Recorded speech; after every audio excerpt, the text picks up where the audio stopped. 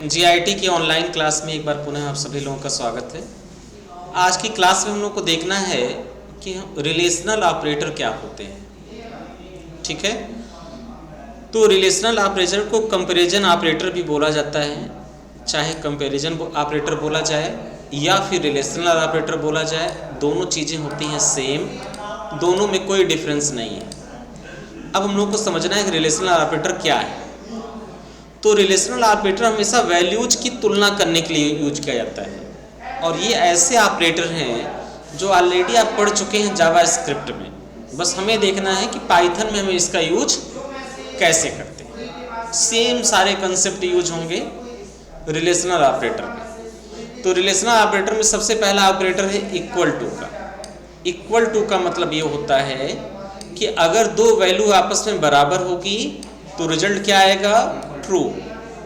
अगर वैल्यू आपस में बराबर नहीं होगी तो रिजल्ट क्या आएगा? फॉल्स। दूसरा हमारा नॉट इक्वल टू। अगर दो वैल्यू आपस में बराबर नहीं हुई तो रिजल्ट क्या आएगा? ट्रू। अगर दो वैल्यू आपस में बराबर नहीं हुई तो रिजल्ट क्या आना है? ट्रू। अगर दोनों वैल्यू आपस में बराबर हो गई तो क्या आ जाएगा? फॉल्स। फिर उसके बाद ग्रेटर देन। अगर एक वेरिएबल दूसरे वेरिएबल से बड़ा है तो रिजल्ट आएगा आपका ट्रू और अगर छोटा है तो रिजल्ट आएगा फॉल्स। जैसे मान लो यहाँ लिखा है a is greater than b। Assume करिए हमारा एक वेरिएबल है a जिसकी वैल्यू कितनी है? 10 और दूसरा वेरिएबल है b और b की वैल्यू हमारी 5। ठीक है, अब यहाँ पे आपका पूछा जा रहा है a is greater than b। क्या a बड़ा है b से? क्या a बड़ा है b से? तो रियल बात सही है, तो यहाँ पे क्या होगा? ट्रू। और अगर ये बात ऐसी नहीं है तो क्या होगा? फॉल्स। यानी पहले केस में रिजल्ट क्या आएगा? ट्रू। दूसरे में पूछा जा रहा है a is less than b, तो क्या रिजल्ट आएगा? फॉल्स। यहाँ ग्रेटर देन और इक्वल टू, अगर कोई वैल्यू किसी से बड़ी हो या किसी के बराबर हो तो दोनों कंडीशन रिजल्ट क्या आएगा? ट्रू। अदरवाइज रिजल्ट क्या आएगा? फॉल्स। ठीक है, और स्क्रॉल करके नीचे आइए और नीचे है आपका लेस देन और इक्वल टू। लेस देन और इक्वल टू। ठीक है, तो यहाँ पे क्या आएगा? अगर कोई वैल्यू किसी से लेस देन है या छोटी है या बराबर है तो रिजल्ट क्या आ जाएगा हमारा? ट्रू या फिर फॉल्स।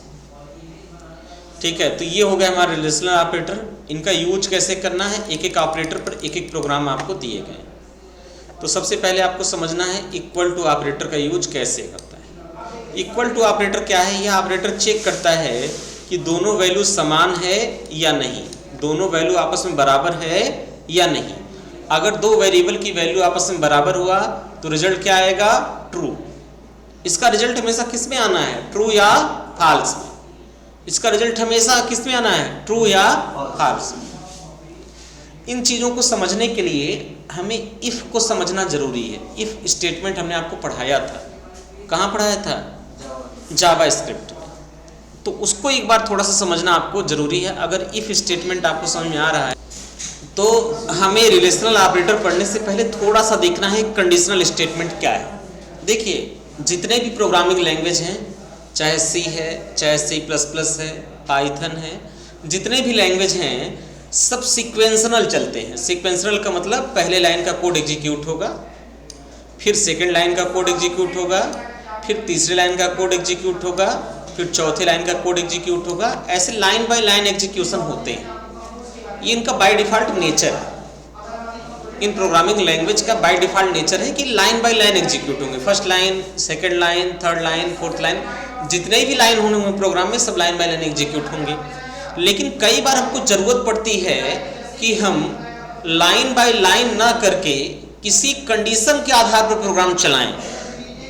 फॉर एग्जाम्पल, हमने अगर बोला कि रेगुलर पढ़ने आते हो तो क्लास में आओ, अदरवाइज घर जाओ, तो हमने एक कंडीशन लगा दिया ना। हमने एक कंडीशन दिया, फीस जमा है तो इन, अदरवाइज आउट। तो वहाँ सीक्वेंस पे हम नहीं चल रहे हैं, वहाँ पे हम किस पे चल रहे हैं? एक कंडीशन के आधार पर। तो अगर कंडीशन के आधार पर हमें डिसीजन मेकिंग का काम करना हो तो वहाँ पर हम यूज करते हैं किसका, कंडीशनल स्टेटमेंट पर, जहाँ किसी कंडीशन के आधार पर हमें डिसीजन मेकिंग करना हो। और इसका रियल लाइफ में बहुत ज़्यादा यूज है।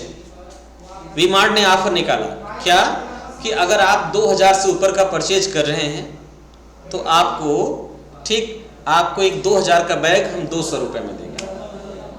तो वहाँ कंडीशन क्या हो गई कि परचेज का जो अमाउंट है इज ग्रेटर देन कितना, 2000। समझा रहा ना। ऐसे बहुत सारे ऑफर्स आपको रियल लाइफ में देखने को मिलते हैं। तो चलिए डिसीजन मेकिंग में हमें क्या समझना है। देखो, कंडीशनल स्टेटमेंट का उपयोग डिसीजन मेकिंग के लिए किया जाता है। पाइथन में ये स्टेटमेंट अलाउ करते हैं कि प्रोग्राम रन टाइम के दौरान कंडीशन को चेक करे और उसी के अनुसार स्टेटमेंट को एग्जीक्यूट करे। पाइथन में कॉमनली उपयोग किए जाने वाला कंडीशनल स्टेटमेंट निम्नलिखित। तो सबसे पहले हम लोग को समझना है इफ स्टेटमेंट। इफ क्या है? तो पाइथन में इफ कंट्रोल स्टेटमेंट एक ऐसा डिसीजन मेकिंग स्टेटमेंट है जो कंडीशन को इवेलुएट करता है, चेक करता है, और उसी के आधार पर कुछ स्टेटमेंट को क्या करता है, एग्जीक्यूट होता है। और उसका उपयोग प्रोग्राम के फ्लो को कंट्रोल करने के लिए भी किया जाता है। कंडीशन मैच कर गया तो एक पार्ट चलेगा, कंडीशन मैच नहीं किया तो सेकंड पार्ट चलेगा। सिंटैक्स का बहुत इजी है। सबसे पहले आपको लिखना है इफ, ठीक, और यहाँ पे आपने लिख दिया कंडीशन, और कंडीशन लिखने के बाद जो भी आपको स्टेटमेंट लिखना है वो आपको स्टेटमेंट। अब इसके कम से कम 10 प्रोग्राम हमने नोट्स में दिए हैं। आप पहले एक छोटा सा प्रोग्राम देखिए। आपको ये चेक करना है कि कोई संख्या इवन है या ऑड। सिंपल सा प्रोग्राम है। आपको ये चेक करना है कि कोई संख्या इवन है या ऑड। आप जानते हैं इवन वो संख्याएं होती हैं जिनको हम 2 से भाग दे दें तो शेषफल क्या आ जाए, 0। तो सबसे पहले हमें ये दिमाग लगाना पड़ेगा कि आखिर रिमाइंडर शेषफल को कैलकुलेट करने के लिए हमें कौन सा ऑपरेटर यूज करना है।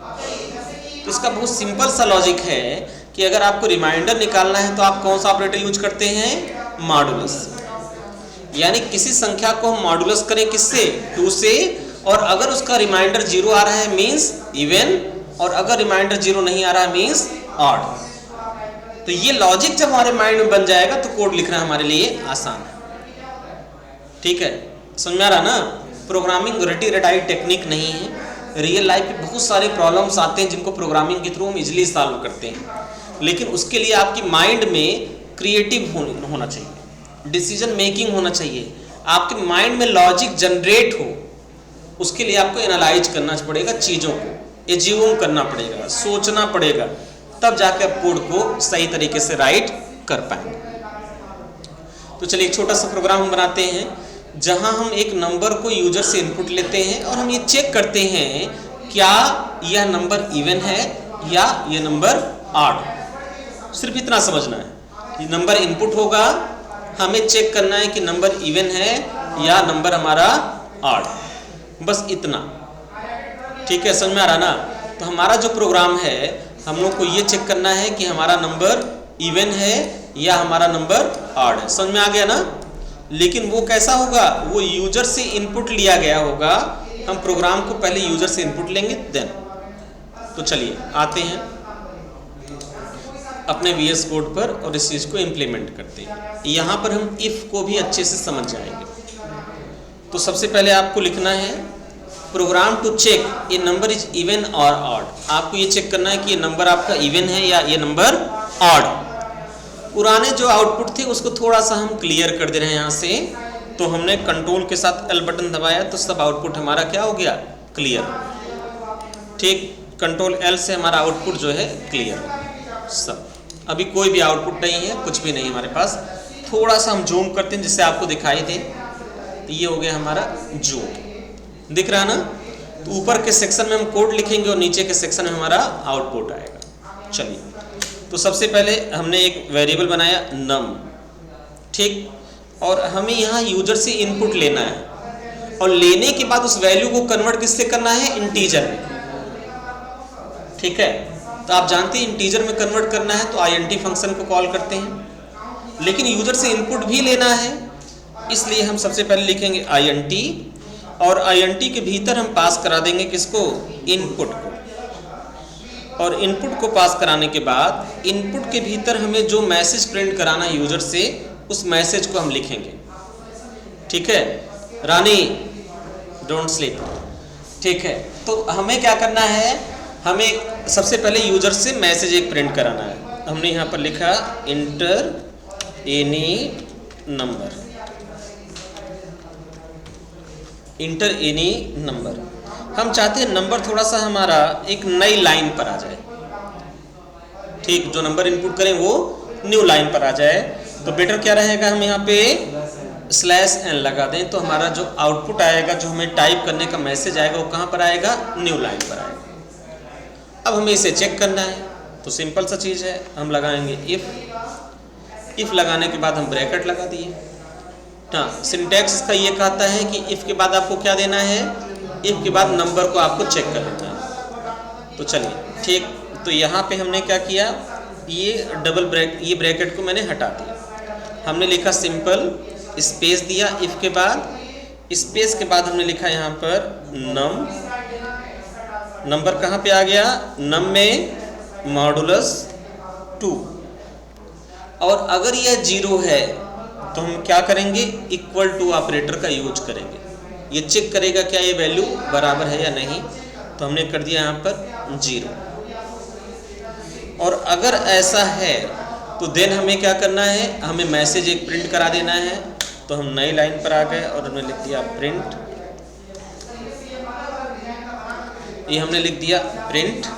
और प्रिंट लिखने के बाद हमने लिख दिया number is even, number is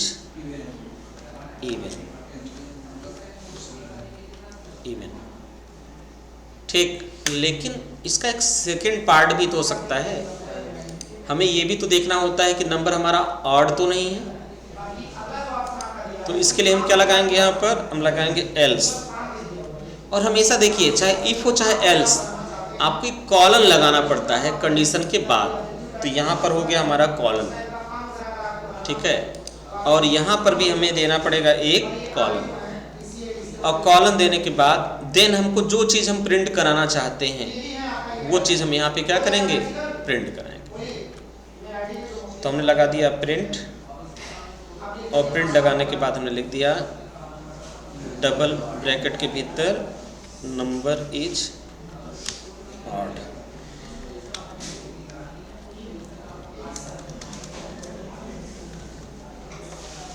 एक हो गया नंबर इज इवन और दूसरा हो गया नंबर इज ऑड। हमने कर दिया इन दोनों को सेव।